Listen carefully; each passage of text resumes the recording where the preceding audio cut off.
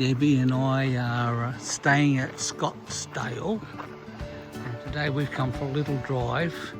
We're at a place called Mermaid's Pools at Bridport. Bridport. There you go. Pretty little spot. It is a nice little spot. It's a very touristy spot. The caravan's about 25 kilometres long and it runs along the coast. And it's very expensive. The caravan, what did I say? The caravan. No, the caravan park. But yeah, we're just heading down to the rock pool, so we'll show you some photos when we get down here. It looks beautiful though. It's gorgeous. And mind you, yesterday was 26 here, and today it's only supposed to be 19, but it already feels like it's much more than that. So we've been lucky with the weather. But yep, people in the pools.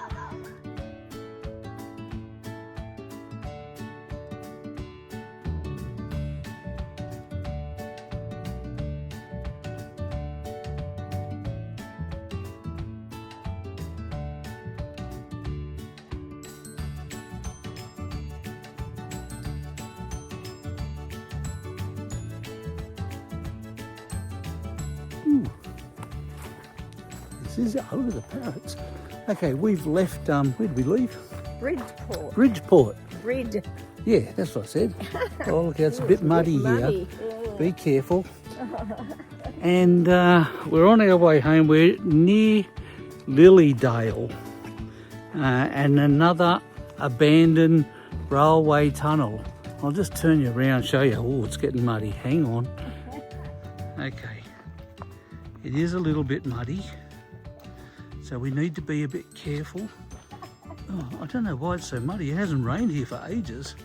Must be a bit of water runs off the hills and whatnot here. But anyhow, so down here there's a railway tunnel. Hopefully it's a bit drier than this part. And we'll show you when we get there. Oh my gosh, it is a bit wet. Ooh, I don't know what this is. Oh, it's a tree down across the... These old railway lines are everywhere through Tassie. They're a narrower gauge, I think, than most railways. But there is no passenger trains, or I might have mentioned this already, no passenger trains in Tasmania. Those days are gone. There's a couple of freight trains and that's it. So, yeah. Hence, I think all the lines that are abandoned were all put in for mining purposes. But yeah, I don't know much about this one. If I find out, I'll tell you. She's a bit wet. There's Debbie tiptoeing through the water. And there's the entrance to the tunnel. I still don't know anything about it. What's that say? 1888? Yep. Wow. There you go. Cool. It's fairly old. And I don't think any trains are going to come through while we're here, which is a good thing. Hopefully no push bikes either.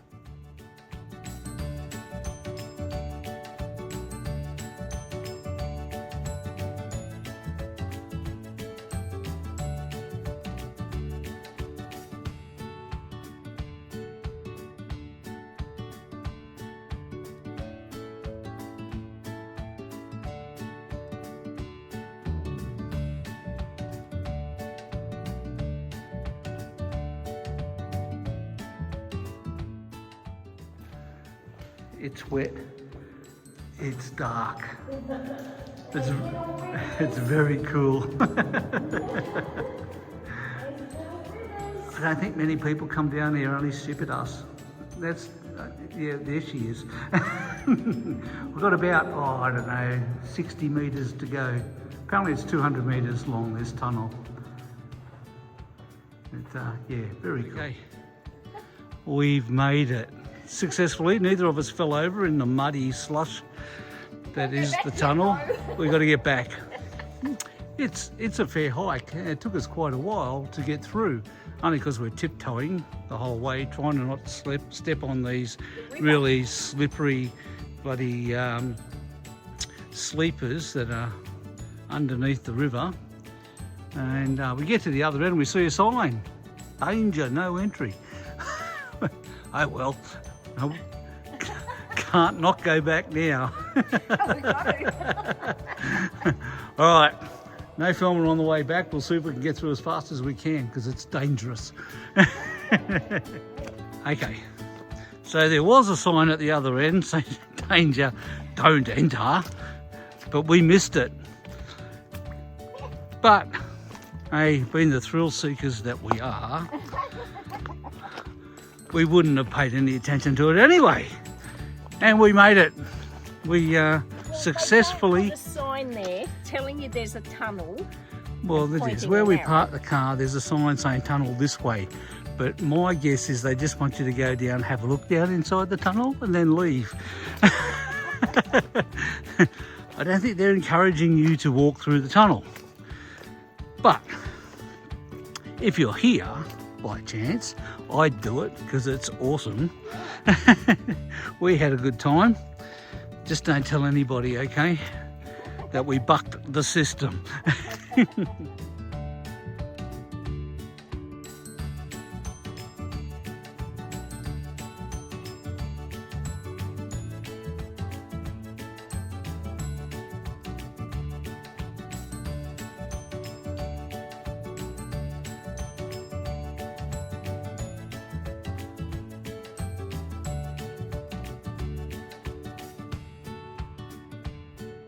Debbie and I have moved on today and we are at Low Head.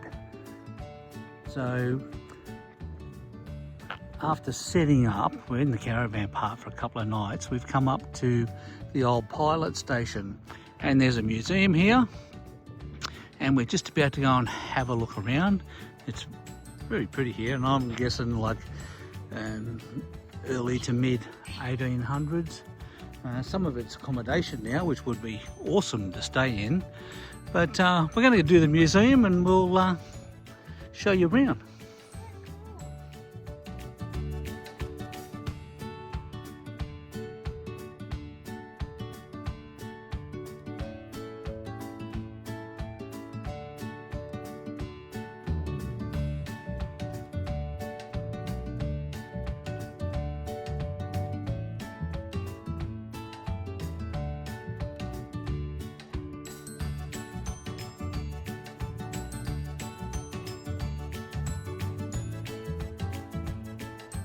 Well, the museum was extremely interesting.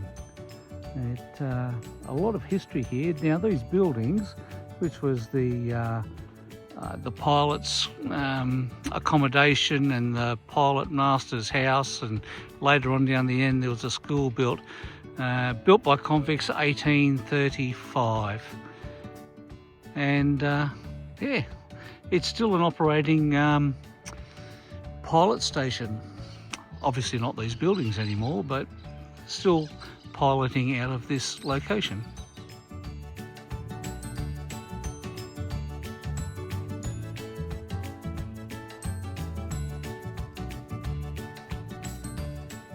Okay, now we are at Low Head, and what's the point of coming out to Low Head without coming to the Low Head Lighthouse? We've seen a lot of lighthouses since we've been here. I know, they're all different. They are all different. They're all unique in their own special little way. And this one, I think, is the, what was it, Deb?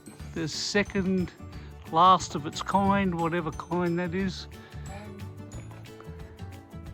It's still operating. It's still a working lighthouse, this one. When it was first built, it was operated by 25 whale oil lanterns. There you go. They changed that though, not long after, to a more modern system, and probably changed it again to the system that it is today. But 1833 it was built and still looking good.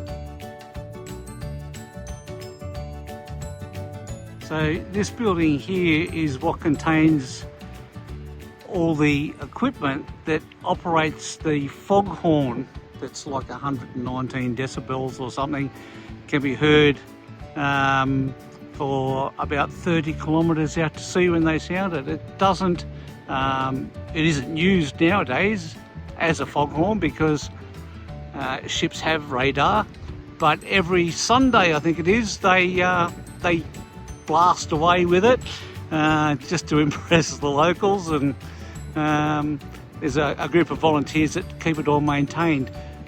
So yeah, pretty cool stuff. Day 2 for Debbie and I at Low Head. And we've come for a drive. We're at a place called George Town. We're at the George Town Tower lookout, and that is the port out there, which goes into Bell Bay, comes into the Tamar River, and if we swing around the river, that's the river mouth out there, and that's the Bass Strait. Not the best of days to be looking, but that's what it is. Now, they say that Georgetown down here is Australia's oldest town. A lot would probably dispute that, I don't know. I believe it if they say it. I don't think they could say it if it wasn't true. But it was settled in 1804 when this was Van Diemen's land, and they were worried about people taking it off them. So they sent a whole bunch of convicts and a couple of free men down here, including a doctor to look after the place. Yeah.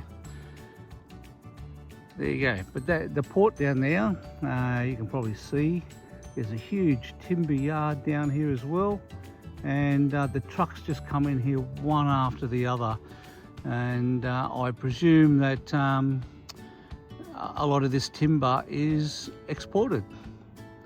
So even the drive here is just truck after truck after truck of timber. But an interesting spot to come and see. So, quick update, Bell Bay is Tasmania's largest international port. And not only does it service the timber industry, but also a bunch of others. What were they, Debbie? Camalco Aluminium. Oh, there's a big aluminium smelter down the bottom of the hill as well, yes. BHP is here as well, and an MDF plant making your fibreboard. Well, there you go.